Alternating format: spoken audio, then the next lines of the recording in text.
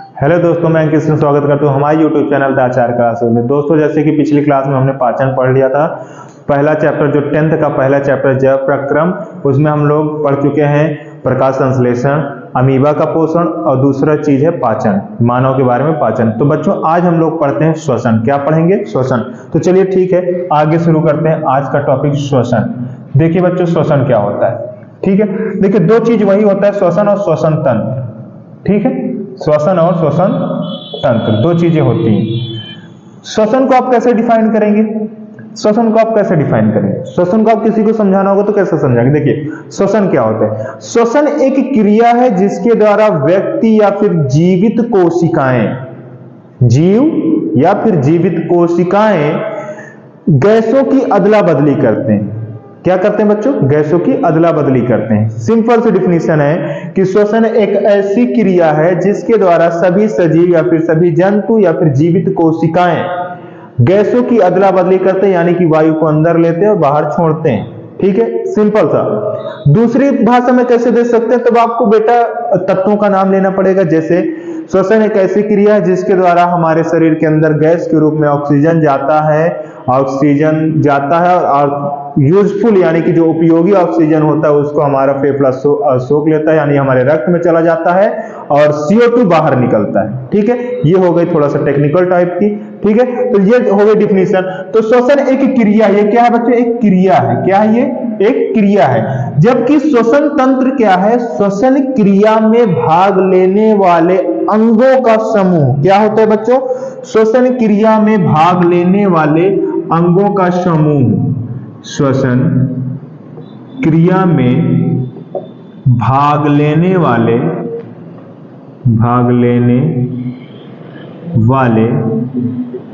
अंगों का समूह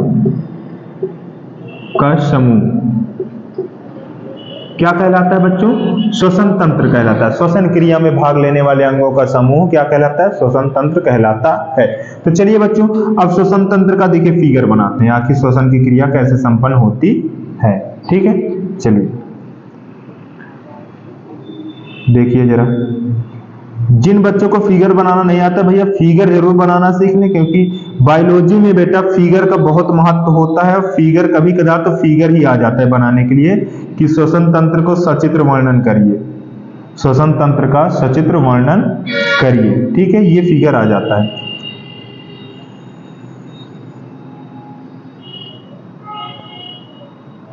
देखिए बेटा, ये हो जाता है हमारा फेफड़ा। श्वसन की क्रिया कहाँ होती है? फेफड़े में होती है। मानव में श्वसन की क्रिया किसमें होती है बच्चों? फेफड़े में होती है, जिसको लंग्स कहते हैं। ठीक है, क्या कहते हैं? लंग्स कहते हैं। ठीक है, अब देखिए इसको हम कहेंगे नासा गुहा। क्या कहेंगे बच्चों? नासा गुहा कहेंगे। ठीक है, नासा गुहा कहेंगे, यानी नाक वाला भाग। ठीक है, इसको कहेंगे श्वास नली, श्वास नली कहेंगे। ठीक है बच्चों, क्या कहेंगे? श्वास नली कहेंगे। इसको कहेंगे श्वसनिया। क्या कहेंगे? श्वसनिया।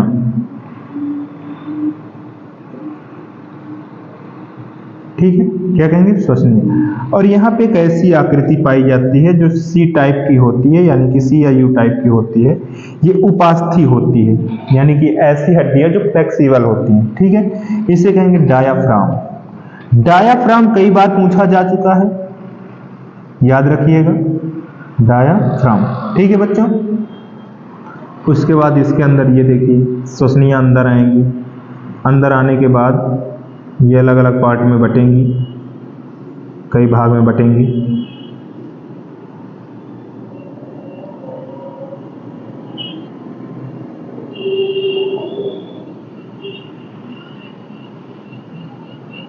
ठीक है, और इसके ऊपर बेटा कोशिकाएं पाई जाती हैं। क्या पाई जाती हैं? कोशिकाएं। ठीक है, ये ऐसे ऐसे कोशिकाएं पाई जाएंगी। ठीक है, तो समझने की, तो इसको फिगर को साथ में बनाते जाइए। आपको कोशिकाएं ऐसे ही बनाना है। ठीक है, इसमें हर जगह ऐसे ही कोशिका बनाते चले जाना है। ठीक है, देखिए हर जगह कोशिकाएं पाई जाएंगी। जितनी भी श्वसन तंत्रिकाएं, जो जितनी भी श्वसनीय होंगी, उप श्वसनीय होंगी, उन पर सभी पर कोशिकाएं पाई जाएंगी। ठीक है, इधर भी सेम कंडीशन। अब जरा समझने की कोशिश करिए, इधर भी सेम कंडीशन बच्चों। इधर आप अपना ये बना लीजिएगा, कूपिका बना लीजिएगा। ठीक है, देखिए अब समझते हैं। देखिए बेटा, ये जो दाया वाला होता है हमारा, ये जो दाया वाला होता है, कौन सा? दाया वाला। ठीक है, दाया वाला। ये जो दाया फेफड़ा होता है बेटा हमारा, ये तीन भागों में बटा होता है। कितने भागों में बटा होता है? 3 भागों में बटा होता है। जबकि बाया वाला फेफड़ा यानी कि जिधर हृदय हमारा उपस्थित होता है, उधर वाला केवल 2 भागों में बटा होता है। कितने भागों में बटा होता है? 2 भागों में बटा होता है। ठीक है, दाया वाला फेफड़ा 3 भागों में बटेगा, 1, 2 और 3, जबकि बाया वाला फेफड़ा केवल 2 भागों में बटा होता है। दाया वाला फेफड़ा बाएं वाले फेफड़े की अपेक्षा थोड़ा सा बड़ा होता है। किसकी अपेक्षा? दाया वाला फेफड़ा बायां वाले फेफड़े की अपेक्षा थोड़ा सा बड़ा होता है। ठीक है, अब समझने की कोशिश करिए। इसको हम लोग कहेंगे कूपिका। इसको क्या कहेंगे? कूपिका कहेंगे। ठीक है, इनको कहेंगे श्वसनिया।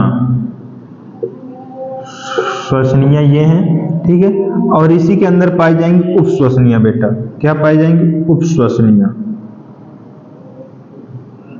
ठीक है, अब कूपिका का फिगर इधर एक अच्छे से बना लेते हैं। ठीक है, ये ऐसे कुछ लगभग होता है कूपिका का फिगर, आपको हर बुक में मिल जाएगा। ठीक है, यहाँ पे पाए जाते हैं वायुकोश। क्या पाए जाते हैं बच्चों? वायुकोश पाए जाते हैं। इसको कहते हैं वायुकोश। क्या कहते हैं? वायुकोश कहते हैं। ठीक है, और यहाँ पे पाई जाती है कैपिलरीज, केशिकाओं का गुच्छा। केशिकाएं पाई जाती हैं। क्या पाई जाती है बच्चों? केशिकाएं पाई जाती हैं। ठीक है, समझिए श्वसन को। नासा गुहा यानी कि नाक वाला भाग। तो नाक को जानते हैं हम लोग। नाक क्या होता है? नाक को समझने की कोशिश करते हैं। मानव नाक में 2 छिद्र होते हैं। कितने छिद्र होते हैं बेटा? 2 छिद्र होते हैं। दोनों छिद्र में आपको अच्छे से पता होता है बेटा कि जब दोनों जो छिद्र होते हैं, दोनों छिद्र में, इसको मिटा देते हैं, दोनों छिद्र में जो रोम पाया जाता है, बाल, जिसको कहेंगे बाल। क्या पाया जाता है? बाल पाया जाता है। ठीक है, बाल के साथ साथ श्लेष्मा पाई जाती है। क्या पाई जाती है? श्लेष्मा पाई जाती है। श्लेष्मा पाई जाती है। ठीक है, देखिए नाक में रोम और श्लेष्मा पाई जाती है। दोनों का बहुत बेहतरीन काम होता है, बहुत जरूरी काम होता है। अगर ये दोनों ना हो तो हमारा फेफड़ा बहुत कम उम्र जी पाए, यानी कि बहुत जल्द ही फेफड़ा इन्फेक्शन हो जाए फेफड़े में और उसको फेफड़ा डेड हो जाएगा। ठीक है, खत्म हो जाएगा, नष्ट हो जाएगा। अब समझिए रोम का क्या काम होता है। बेटा जैसे हम लोग सांस को अंदर खींचते हैं, जैसे हम लोग सांस को अंदर करते हैं, यानी इनहेल करते हैं। क्या करते हैं? इनहेल करते हैं।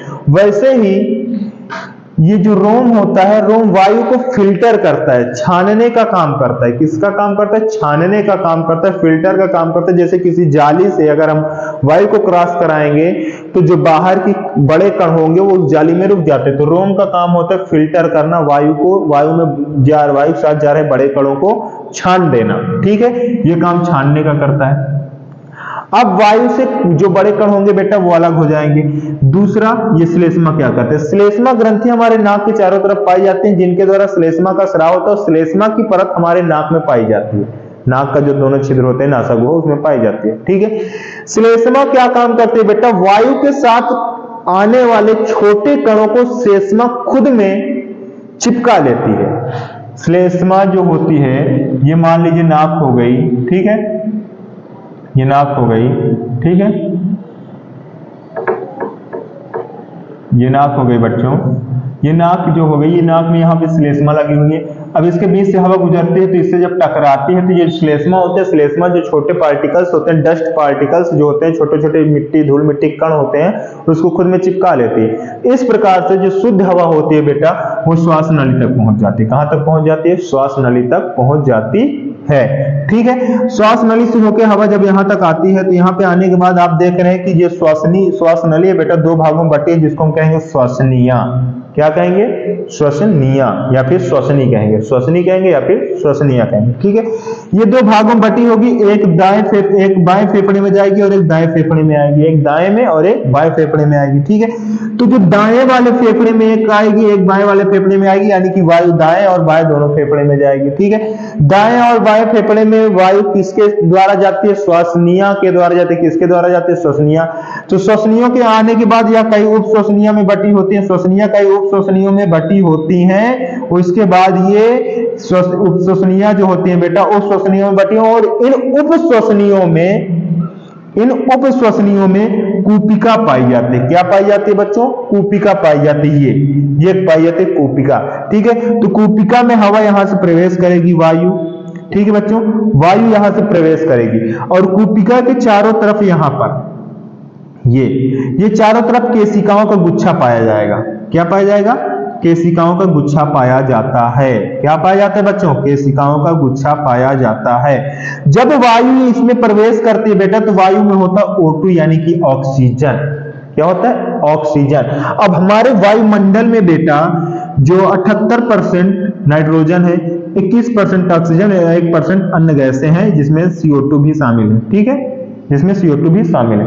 तो 21% ऑक्सीजन और 78% नाइट्रोजन के साथ ये जो हमारे फेफड़े में वायु प्रवेश करते, जब वो कूपिका में पहुंचती है, तो कूपिका में O2 जो हमारा कूपिका होती है वो O2 को पहचानती है, यानी ऑक्सीजन को पहचानती है। तो जब रक्त बेटा यहां से ऐसे गुजर रहा होता है, ये जो कैपिलरीज हैं यानी कि जो केशिकाएं हैं, उनके मध्य से ये जो रक्त ऐसे ऐसे गुजर रहा है, तो ये वायु कोश में आके जो O2 भर जाता है, वायु कोश में O2 भर जाता है। तो आपको अच्छे से पता है कि आरबीसी के द्वारा ही ऑक्सीजन का संचरण होता है, यानी कि ऑक्सीजन का परिवहन होता है। ठीक है, तो ये O2 जो होगा इसमें जाके भर जाएगा। तो जो रक्त यहां से गुजरेगा बेटा, तो रक्त पहले यहां पे CO2 को वापस करेगा। किसको वापस करेगा? CO2 को वापस करेगा। उसके बाद अपने साथ O2 को लेगा, CO2 को वापस करेगा, O2 को लेगा। ये प्रोसेस यहां से लेकर यहां तक चलता रहता है। ठीक है, यानी इस सभी में ऑक्सीजन पाया जाएगा। ये पहले CO2 को देंगे, उसके बाद ऑक्सीजन को लेंगे, CO2 को देंगे, उसके बाद ऑक्सीजन को लेंगे, CO2 को देंगे, ऑक्सीजन को लेंगे। ठीक है, ये प्रोसेस लगातार चलता रहता है। तो इस प्रोसेस से ये जो साइकिल चल रहा है, इससे होता क्या है कि जो रक्त यहां से बेटा यहां से ऐसे होकर गुजरेगा, उस रक्त में जो कार्बन डाइऑक्साइड होगा, आरबीसी में जो कार्बन डाइऑक्साइड होगा बच्चों, वह इन वायु कोष्ठकों में भर जाता है। ठीक है, वायु कोष्ठकों में भर जाता है। वायु कोष्ठक में उपस्थित ऑक्सीजन रक्त में चला जाता है। ठीक है, आरबीसी में चला जाता है। इस प्रकार से गैसों की अदला बदली होती है। अब कूपिका क्या होती है? कूपिका श्वसन की सबसे छोटी इकाई होती है जहां पर गैसों की अदला बदली होती है। अब एक कॉन्सेप्ट और सीख लीजिए। हमने सांस लिया तो हमारे अंदर कितनी गैसें गई? हमने जब सांस लिया तो बेटा उसमें 78% नाइट्रोजन N2 गया। ठीक है, और O2 कितना गया? 21% O2 गया। ठीक है, 21% O2 गया। उसके बाद बचा हुआ जो 1% है, इसमें CO2 और अन्य गैसें सभी आ जाएंगी। ठीक है, CO2 और अन्य गैसें आ जाएंगी। होता क्या है बच्चों, ये जो O2 है, ऑक्सीजन, इतनी चीजें हमारे सांस लेने पे अंदर गई, इतनी चीजें हमारे सांस लेने पे अंदर गई। तो इसमें से जो ये 21%, ठीक है, 21% ऑक्सीजन है, इसका केवल 4%, यानी कि कुल जो वॉल्यूम होगा वायु का, उसमें जो ऑक्सीजन होगा उसका केवल 4% भाग ही श्वसन क्रिया में यूज होता है। श्वसन क्रिया में यूज होता है। बाकी का क्या बच्चों? बाकी का 17% वापस वायुमंडल में छोड़ दिया जाता है। वापस वायुमंडल में छोड़ दिया जाता है।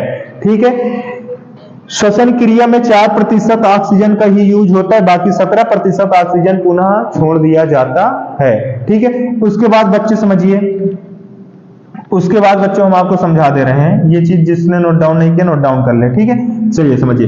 इसके आगे समझिए, इसके आगे हमको एक चीज और समझना है जो फेफड़े के बहुत जुड़ी हुई चीज है। समझिए, जब हम लोग सांस लेते हैं, क्या करते हैं? सांस लेते हैं। एक चीज जान लीजिए, घाटी ढक्कन बहुत पूछा जाता है, जिसे कहते हैं इपिग्लॉटिस। क्या? इपिग्लॉटिस कहते हैं। ठीक है, ये हमारी नासा गुहा हो गई। क्या हो गई बच्चों? नासा गुहा हो गई। ठीक है, और इसी के बगल में क्या? इसी के बगल में पाई जाती है आहार नाल। ठीक है, इधर की साइड ये आहार नाल पाई जाएगी। ठीक है, अब देखिए जरा, ये भाग ऐसे खाली है, ये भाग है नासा गुहा। ठीक है, ये ऐसे जुड़ा हुआ है। ठीक है, यहाँ पे पाई जाती है एपिग्लॉटिस। ये ढक्कन पाया जा रहा है, इस ढक्कन को कहते हैं एपिग्लॉटिस। क्या कहते हैं? एपिग्लॉटिस कहते हैं, यानी कि घाटी ढक्कन। क्या कहते हैं बच्चों? घाटी ढक्कन कहेंगे हम। जब यहाँ से मुख, ये होता है मुख, क्या होता है? मुख होता है। जब हम खाना खाते हैं बेटा, तो जब खाने को निगलते रहते हैं तो हमको ऐसा फील होता है जैसे कुछ निगलने में थोड़ा सा वक्त लगता है। ठीक है, तो वक्त क्यों लगता है? क्योंकि जब हम खाना चबा के यहाँ से खाते हैं और निगलते हैं तो घाटी ढक्कन से होके खाना ये आहार नाल में जाता है। कहाँ जाता है? आहार नाल में जाता है। कहाँ जाता है? आहार नाल में जाता है। इन केस, यानी कि जब हम खाना खा रहे हैं यानी खाने को निगल ले रहे हो, तब हम सांस नहीं ले सकते हैं। क्यों नहीं ले सकते हैं? क्योंकि ये घाटी ढक्कन ऐसे गिर जाता है इस पे और ये बंद हो जाता है। ठीक है, अब अगर हम एक ही काम कर सकते हैं, या तो खाने को निगल सकते हैं या तो सांस ले सकते हैं। एक टाइम में हम केवल एक ही काम कर सकते हैं, या तो खाने को खा सकते हैं या तो सांस ले सकते हैं। ठीक है, देखिए जरा, जब नासा गुहा से वायु यहां से चलती है बेटा, तो वायु यहां से चलती है, तो चलने के बाद वायु यहां आती है, इसमें श्वसनी में आती है। किस में आती है? श्वास नली में आती है। ठीक है, श्वास नली में आती है। कहाँ आएगी? श्वास नली में, श्वास नली में आएगी। ठीक है, यहाँ पे जंक्शन को मिटा के फिर से बनाने की कोशिश करते हैं। देखिए, ये कहलाएगा मुख, ठीक है, और ये कहलाएगा नासागुहा।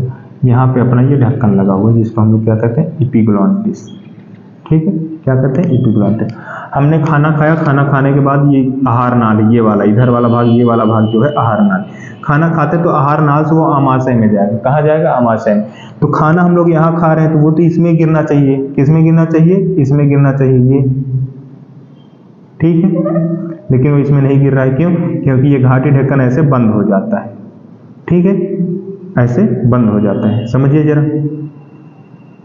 और जब हम सांस लेते हैं बेटा, तो ये घाटी ढक्कन खुल जाता है और सांस यहां से आती है और यहां से प्रवेश कर जाती है। ठीक है, यानी कि जब हम सांस लेते हैं तो घाटी ढक्कन खुल जाता है। जैसे सांस, जैसे हम कुछ चीज निगलते हैं, कोई भी चीज खाते हैं, निगल जाते, जब निगलने लगते हैं तो ये घाटी ढक्कन ऐसे बंद हो जाता है। इसी को कहते हैं एपिग्लॉटिस, तो घाटी ढक्कन कहते हैं। तो घाटी ढक्कन का काम क्या होता है कि जैसे हमने कोई चीज खाई यानी निगलना चाहा तो घाटी ढक्कन बंद हो जाएगा। क्यों बंद हो जाएगा? ताकि श्वास नली में भोजन ना जा पाए या फिर पानी ना जा पाए। अब गलती देखिए, कभी कभी खाते समय ऐसा होता है ना कि खांसी आने लगती है, जोरों से खांसी आने लगती है या फिर छींक आती है। तब क्या होता है बेटा? हमारा दिमाग, यानी कि जब हम बात करते रहते हैं या फिर हमारा ध्यान कहीं और रहता है, हम खाने के निगलने की कोशिश करते हैं, तो ये एपिग्लॉटिस जो होता है ये कंफ्यूज हो जाता है।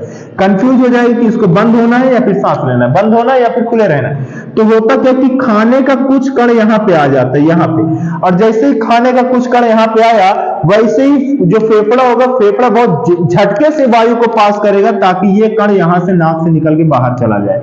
और आपको अच्छे से पता होगा, जब चावल खाते समय अगर ऐसा कुछ हो जाता है तो चावल हमारे नाक से बाहर आता है, ना कि मुख से बाहर आता है। ऐसा जब छींक आती है, खांसी आती है, तो चावल मुख से बाहर आ जाता है या फिर नाक से बाहर आ जाएगा। ठीक है, और जब छींक आएगी तो 100% नाक से ही बाहर आएगा। क्यों? क्योंकि वायु के जाने का मार्ग यही होता है। ठीक है, ये वायु के जाने का मार्ग होता है। ठीक है, उसके बाद बच्चों डायाफ्राम समझते हैं। देखिए, हमारे फेफड़े के अंदर सांस को खींचने की क्षमता होती है। हमारा फेफड़ा जो होगा वो सांस को खींच तो लेगा, लेकिन सांस को बाहर भेजने के लिए जो डायाफ्राम होता है वो बल लगाता है। डायाफ्राम एक ऐसी फ्लेक्सिबल यानी कि कार्टिलेज यानी कि उपस्थि हड्डी होती है, ऐसी हड्डी होती है जो फ्लेक्सिबल हो, मूवेबल हो, यानी कि जो जिसमें घुमाव हो सके। ठीक है, जो फ्लेक्सिबल हो, जिसको घुमाया जा सके, मरोड़ा जा सके। ठीक है, जो लचीलापन जिसमें हो, क्या हो? जिसमें लचीलापन, इसमें होता है लचीलापन। लचीलापन के कारण होता क्या बेटा? जैसे हम फेफड़े में सांस भर जाती है तो डायफ्राम ऐसे हो जाता है, सीधा हो जाता है। कैसे हो जाता है? ऐसे सीधा हो जाएगा।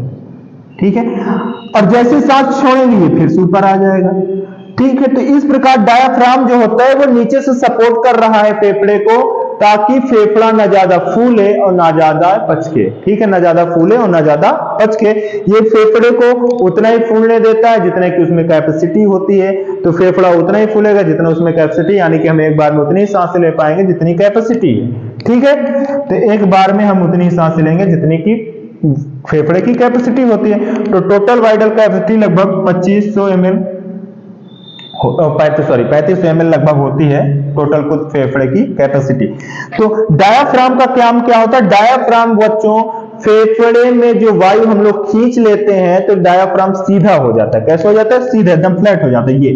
और जैसे ही सांस को बाहर छोड़ते हैं वह फिर से सी शेप या फिर यू शेप में हो जाता है। और डायाफ्राम का काम होता है फेफड़े में उपस्थित सांस को बाहर फेंकने में मदद करना।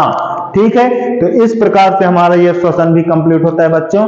तो जैसा कि हमने आपका लगभग 4 टॉपिक कंप्लीट कर दिया है और आगे की क्लास हम बनाएंगे परिसंचरण की। ठीक है, परिसंचरण की ही बनाएंगे जिसमें हम हृदय के बारे में समझाएंगे। तो हृदय की क्लास बच्चों जरूर करिएगा, क्यों? क्योंकि हृदय से बहुत से क्वेश्चन बनते हैं। कौन सा वाल्व, कौन सा चेंबर, यानी कि कौन सा कोष, जो चेंबर होता है, हृदय के 4 चेंबर होते हैं, उसको क्या, किसका क्या वर्क होता है, कौन से वाल्व का क्या वर्क होता है, किससे जुड़ा रहता है, किस सेंटर कनेक्ट होता है, कौन सा, किसमें अशुद्ध यानी डीऑक्सीजनेटेड रक्त होता है, किसमें ऑक्सीजनेटेड रक्त होता है। ये सब समझने के लिए आप अगली क्लास देखिएगा। तब तक के लिए नमस्कार। और हाँ बच्चों, अगर आप चैनल पे नए हैं तो चैनल को सब्सक्राइब कर दीजिए और लाइक करना ना भूलिए। ठीक है बच्चों, थैंक यू।